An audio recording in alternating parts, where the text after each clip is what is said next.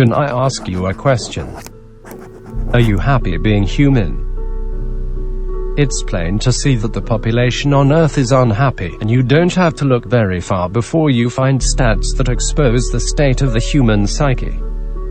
What if the universe reversed time, and gave you the option to be anything, just you weren't allowed to be human this time? What would you choose to be? Would you rather exist and cease to be yourself, or rather stay yourself and cease to exist? If you could choose to be anyone else, would you choose to be someone else, and not yourself? You would stop existing, your conscious mind would cease, and you would become the collected experiences and memories of someone else. Their thinking would become your thinking. What is it about life and our experiences that makes us who we are today? If you look at what you have experienced in life, what would you say life actually is? Why are we as humans so blind to the beauty of who we each are as unique individuals? Why do we constantly look outwards to try and find beauty? Do you live, or do you simply exist? Is there a difference? And if there is one, what is the difference? Is it possible that in our endless pursuit to attain some goal of who we want to be and what we want to achieve, we can actually miss out on life?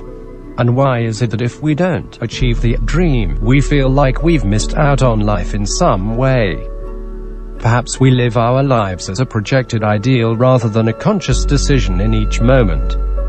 How different would our lives look if you were consciously able to be yourself in every moment, every decision? How would our behaviors and characteristics change? Some may say we would revert to some primal, inhuman way of living, where we just give in to our every desire. But perhaps we as humans are made up of more than just desires.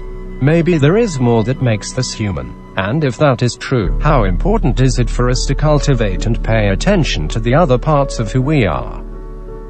It can become overwhelmingly disappointing to never see the fulfillment of our desires, and so it is fully understandable when we become discontent in life, which can lead to a depressive state.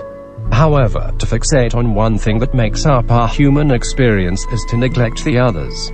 Deep within the human experience is the ability and longing to relate with, and to, each other. If all we have to relate with is each other's desires, our very existence hinges on what we do, or do not have. It hinges on what we are, or what we are not, what we do and what we don't do. These things set us apart and divide us as the human race.